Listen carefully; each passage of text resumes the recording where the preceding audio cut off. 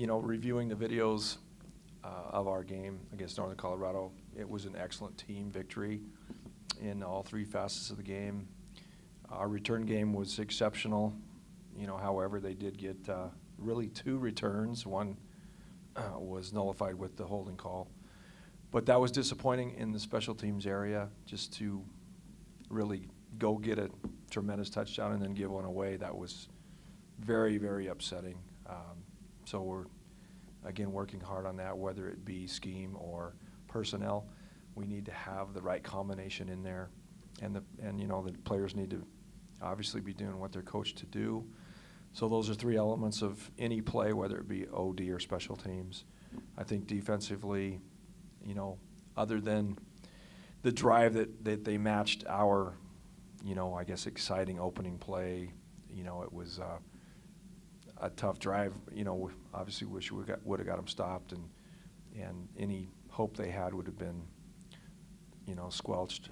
But they did a nice job moving the football downfield, and then their last drive of the game as well, to get in the end zone with limited amount of time, and both teams had a few substitutes in, but you know, they were intent on getting the score, and I think Ernest is doing a nice job down there as far as, you know, understanding that he has to allow the players to play, but also they have to believe that they're going to win, and I know he's working hard on that. Well, I think there's an air of confidence even watching videotape, which might sound a little strange, but you can see when you cut the video off, guys are moving. They are intent on getting where they belong. I think comparing that to last year's game, you know, guys were just kind of mulling around and maybe jogging. But Idaho State definitely seems to have a purpose. They're throwing the ball all over the place. Their players are excited. They're leading the nation in categories. They beat Northern Colorado by a similar score of our game. They played some very tough opponents, very close. You know, Portland State has, I believe, 21 out of 22 starters back, and that's incredible. I've never been around a team that can say that, let alone play one.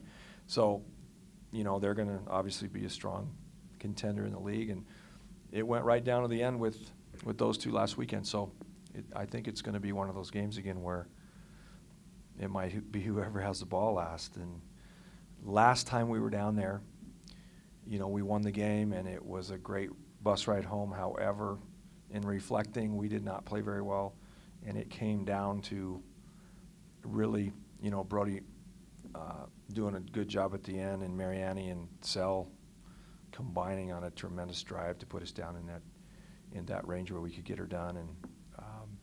And Montana State last year going to overtime with them. So they have athletes, they do, and I think what's scary is now they have some confidence. Yeah, Roderick, I believe's leading the nation, 55 catches, somewhere in there. You know, that's unbelievable. That's a 4-year career for some receivers. It really is.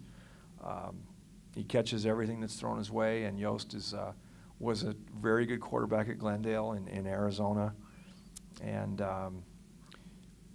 you know, tough, strong. He takes a lot of hits, but he just comes right back, and it doesn't faze him. He knows he gets to go throw the ball, and a lot of quarterbacks, that's exactly what they want to do. So I'm sure he's a very, you know, happy football player because of what they're doing offensively. And, you know, he didn't know he'd probably get that opportunity coming into Idaho State. He didn't know exactly what they'd be running, and so it's always exciting when your quarterback's excited, because I think, you know, he can obviously send a message to the rest of your team, and I think that's what they're doing. Yeah, AJ, number 30, he plays a true middle linebacker for him. They're really protecting him with some other things they're doing up front, playing an odd and even front, but he is basically a free guy because they like to cover up the linemen and not allow blockers to get on AJ, and he plays it very well. I believe he led the entire country last year in tackles and is up there again this year. You know, he'll be a finalist for the Buchanan Award, I believe. Great player. And, you know, we have to find ways to be able to block him with the perimeter players, our tight ends, and our slot receivers to come in and try to at least get in his way at best, and you know, try to have a plan that way to attack him, and then you know, hopefully the passing game can help take care of that, and he's got to be aware of some play actions, because that's what we ran against Northern Colorado. Yeah, there were a couple blitzes in that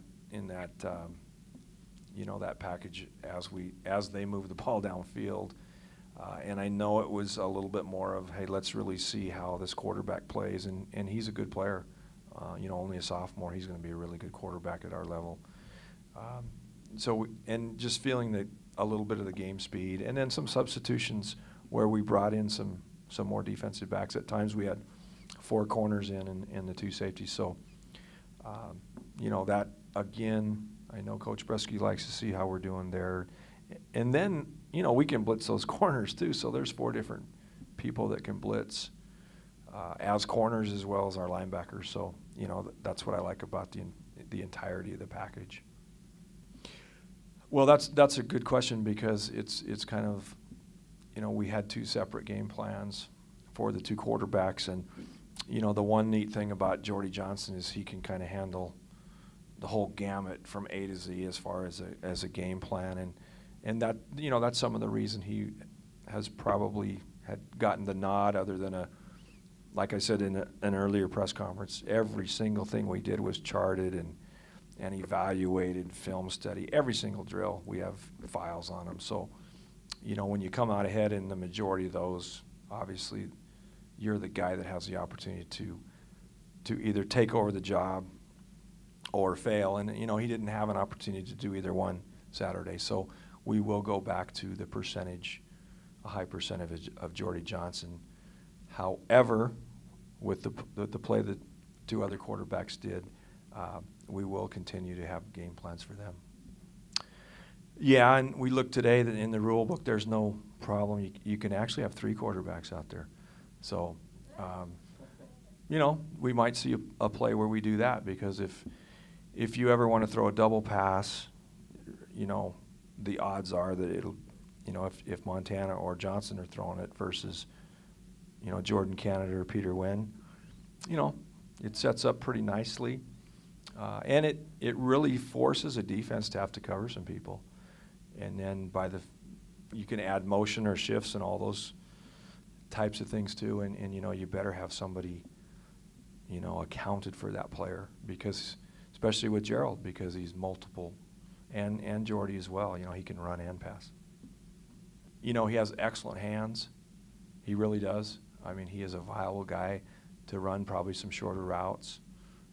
And that's why he was never alone, because if you run the other receiver deep, you know, there's a chance that the underneath stuff might be open, and that gives him an opportunity. And you know what? You go stand by him. He's a pretty big guy.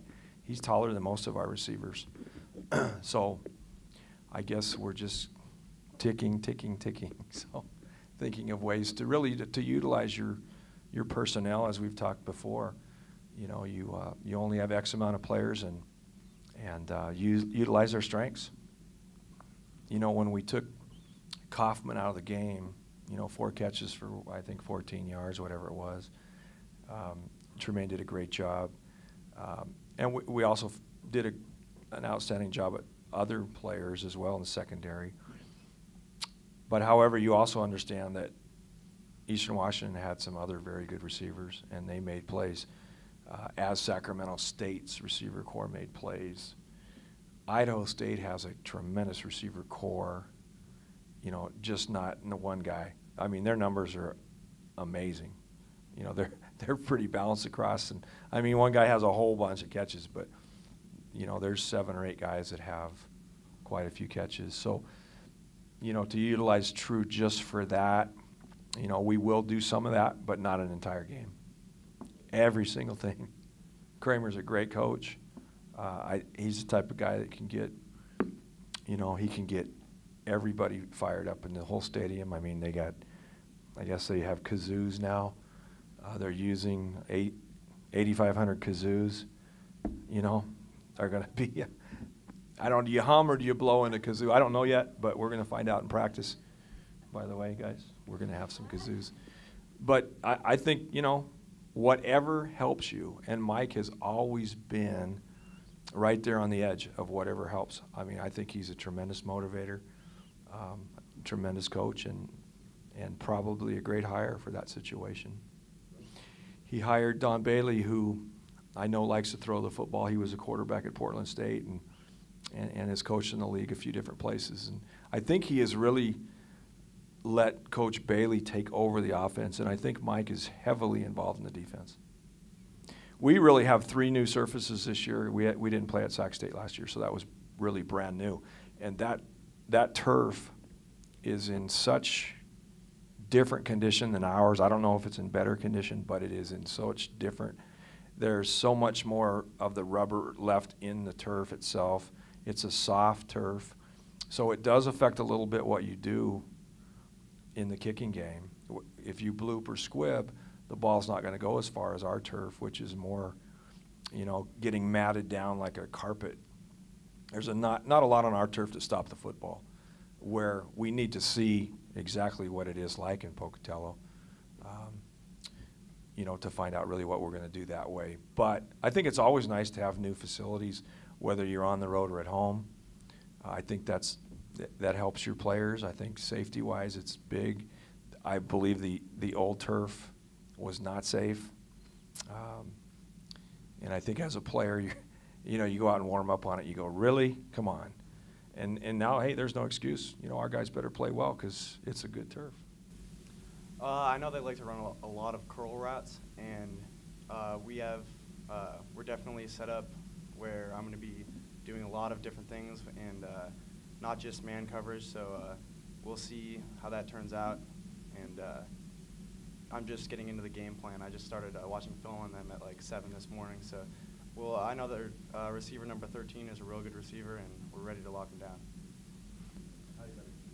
It's really exciting because I know I'm going to have a big opportunity to make some plays. And, being a nickelback, I not only get to blitz, I get to play man coverage, I get to play zone, I get to do a lot of things, and it's really going to help the team out. I think the game plan, we'll have a better game plan. I think all of our guys work really hard, and it's not a lack of effort. It's just we need a game plan a little better and just finish our assignments, and then we'll be fine. I think special teams is definitely going to take a huge part. I know as a missile, I like a nice high punt from Brody here, and I know he's going to get it out there, and I like to get him down before he can even make a move. So we'll have our missiles down there and the rest of the team parading on them. So. I was just really proud of our field goal unit there. We got the job done. We knocked it through. It's just part of the game. You got to be able to deal with it. So. I've actually had a roughing the kicker call when I've missed before, so it equals out, I guess. No, my confidence is sky high, to be honest. I know when I go up there I can hit any kick 55 yards and in. It's just about executing an assignment.